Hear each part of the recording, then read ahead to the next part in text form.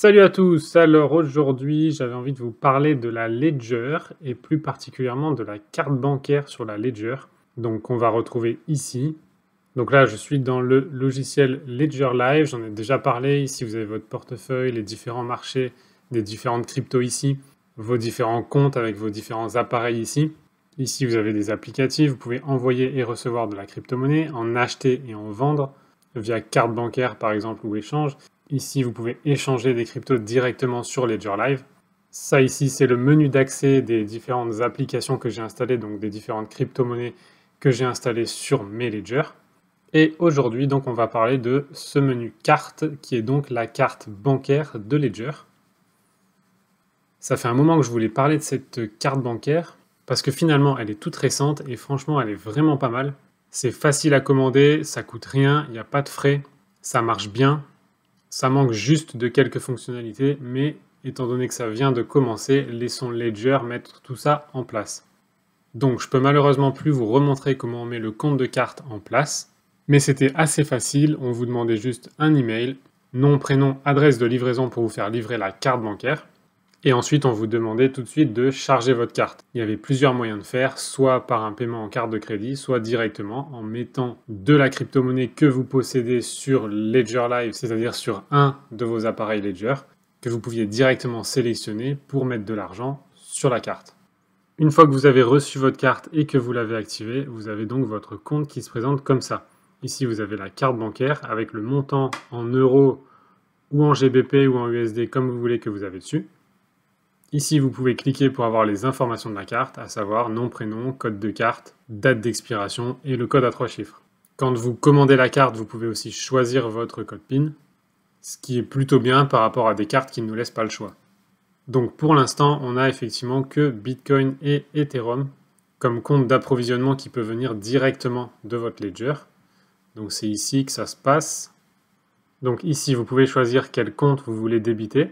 Donc ça, c'est des comptes spécifiques à la carte. C'est-à-dire que, et on va le voir un peu plus tard, vous allez transférer des bitcoins ou des Ethereum depuis vos ledgers ou votre ledger vers ce compte de carte bancaire. Et donc pour l'instant, il y a seulement Bitcoin et Ethereum et on espère que par la suite, ils vont en ajouter. Ici, donc, c'est votre équivalent euro de ce que vous avez.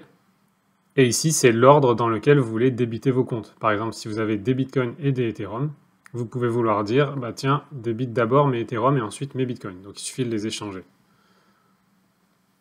Voilà pour ce qui est de relier les comptes. Donc effectivement, pour l'instant, seulement Bitcoin et Ethereum comme collatéral de paiement. Vous obtenez du cashback quand vous dépensez des Bitcoins, des Tether ou des BXX, j'y reviens aussi. Et vous pouvez payer n'importe où avec votre carte. J'ai testé, ça fonctionne très bien. Et vous avez d'ailleurs ici le détail des transactions qui s'affiche. Ensuite, vous pouvez aller dans Compte. Donc, vous retrouvez votre montant équivalent en euros. Ici, vous pouvez gérer vos comptes. Et donc, on voit aujourd'hui qu'il y a Bitcoin, Ethereum et BXX qui viennent de signer un partenariat avec Ledger. D'ailleurs, je vais l'activer pour voir, mais je crois qu'il faut un compte BXX aussi dans la Ledger. Bon, apparemment, il l'a bien accepté, donc j'ai les BXX aussi. Donc effectivement, là, il faudra que j'ai mes BXX sur ma Ledger pour pouvoir les envoyer sur le BXX de la carte bancaire. Quel est l'avantage du BXX? C'est qu'une fois dans la CB, vous pouvez les stacker. C'est ce qu'on va voir ici. Il n'y a que les BXX que vous pouvez stacker pendant qu'ils attendent prêts à être payés sur la carte. Et donc ensuite, pour ajouter de l'argent dans votre carte bancaire, il va vous suffire de cliquer ici pour ajouter des fonds dans la source que vous souhaitez. Donc typiquement, si par exemple je veux ajouter des bitcoins, je vais rentrer donc le montant en euros ou en bitcoin, en fonction de ce que vous voulez ici, que vous voulez ajouter donc dans votre carte. Par exemple, je vais ajouter 500 euros, ça fait 0,017 bitcoin. Et là, j'ai deux façons d'alimenter ce compte, soit en les recevant depuis une adresse externe, donc là il va me donner une adresse sur laquelle je vais envoyer mes bitcoins, soit directement depuis ma ledger en cliquant ici. Donc effectivement, moi, j'ai pas de Bitcoin sur ma Ledger, mais ici, on va retrouver mon compte Bitcoin sur ma Ledger, et si j'en avais, je vais cliquer ici pour pouvoir ajouter des fonds directement sur la CB. Donc ça, c'est le premier moyen, ici, donc, en ajoutant des fonds depuis une adresse externe ou depuis directement votre Ledger. Ça va alimenter les comptes de carte bancaire. Ici, tout comme sur la Ledger, vous pouvez sortir de l'argent. par exemple pour l'envoyer sur une autre adresse ou même la renvoyer sur votre Ledger. Donc vous allez ici cliquer sur Send, vous mettez le montant, et là vous allez sélectionner si vous voulez une adresse qui est sur votre Ledger Live ou une adresse Ethereum extérieure, par exemple sur un échange ou autre, ou dans un autre device qui est ailleurs. Et enfin, vous pouvez échanger. Donc là, vous pouvez échanger les différents assets que vous avez donc sur votre carte vers un autre asset que vous avez aussi sur la carte. Donc ici, ça permet d'échanger les valeurs entre les différentes cryptos ici. Ça, c'est la partie crypto, et il y a aussi une partie stablecoin, où vous avez donc des GBP et des euros. Et ici, c'est pareil, donc vous allez pouvoir ajouter des fonds, en retirer ou les échanger.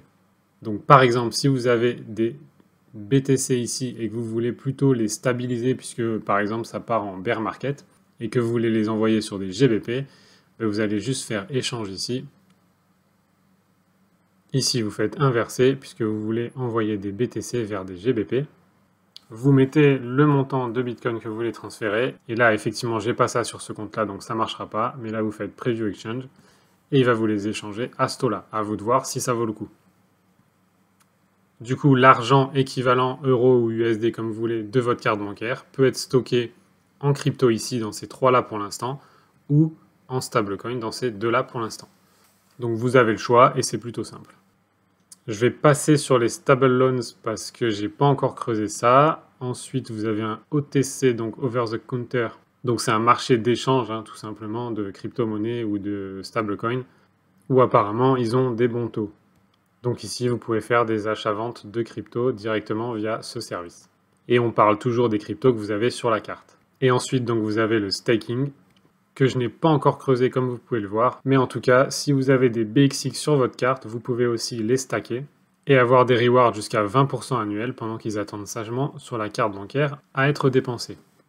Au niveau des limites, j'en ai pas vraiment vu, mais si je vais sur le profil, donc ici, effectivement, je peux choisir dans quelle devise je veux faire apparaître mon compte de carte. Là, il me dit que mon compte est vérifié. J'ai rien fait de spécial, j'ai juste commandé la carte bancaire et je l'ai activée.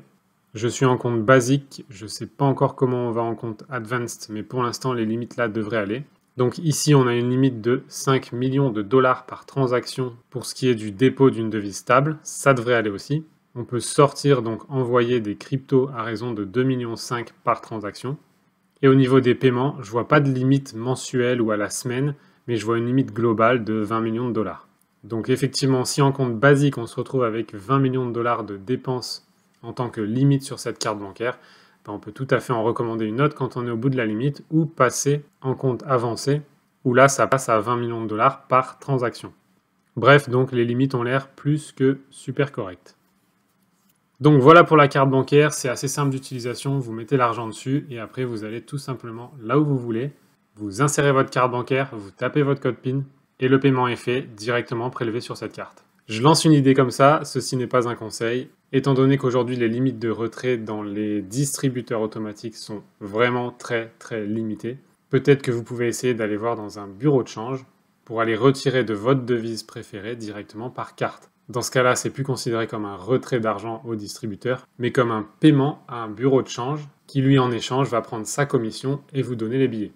À vous, effectivement, de bien vous renseigner avant sur quelles sont les commissions des bureaux de change, parce que certains peuvent prendre jusqu'à 10 ou 20%, donc faites attention à ça. Mais globalement, si vous calculez, même entre 5 et 10% de frais en passant par là pour récupérer une bonne grosse somme de cash, c'est plutôt intéressant. Je dis ça, je dis rien. À vous de faire vos calculs et de vous renseigner correctement. Et ben voilà, juste à temps, fin de session sur Ledger Live. Donc je m'arrête là pour cette vidéo. Juste un petit truc. Je reviens donc sur le BXX qui se trouve être le BANX, qui est, je pense, quand même une crypto à surveiller. Elle vient de prendre 22% dernièrement. Avec son partenariat Ledger, ça pourrait faire des petits. Et plus il y a de gens qui vont stacker cette crypto sur Ledger directement ou sur la carte bancaire, plus la crypto va prendre de la valeur. Et en stacking, ça veut dire que les gens vont conserver aussi un maximum de cette crypto plutôt que de la laisser, de la vendre ou de l'abandonner. Donc, crypto à surveiller. Je connais pas trop, je l'ai pas trop regardé. Elle est quand même bien descendue, donc elle a un bon potentiel de remonter, surtout si elle est utilisée en stacking. Au niveau des échanges, pareil, c'est pas la folie, mais vous pouvez aussi utiliser Ledger Live pour faire vos échanges si les taux sont intéressants. Elle a donc un market cap de 700 000 $, donc c'est vraiment pas grand-chose. Si ça venait à prendre, ça pourrait vraiment exploser. Et l'offre en circulation est aujourd'hui de 20 millions de BXX sur une offre maximale de 250 millions de BXX. Ce qui fait quand même du chemin, il n'y a que 8% en circulation sur l'offre totale. Donc effectivement, ça leur donne la possibilité de faire des revenus de stacking, mais attention, ça peut rester stable. C'est pas parce que c'est stacké à 20% l'année qu'on fera 20% à l'année en équivalent euro ou dollar. Donc voyons comment ça évolue, mais il faudrait surtout pas que le BXX se casse encore la gueule si on en détient sur la carte bancaire Ledger. Du coup, moi j'attendrai encore un peu, voir s'il reprend une dynamique plutôt haussière. Et si c'est le cas, effectivement, stocker des BXX sur la carte bancaire en attendant de les dépenser, tout en ayant un stacking à 20% à l'année, peut être intéressant. Voilà pour la carte bancaire sur la Ledger, et je vous dis à très vite.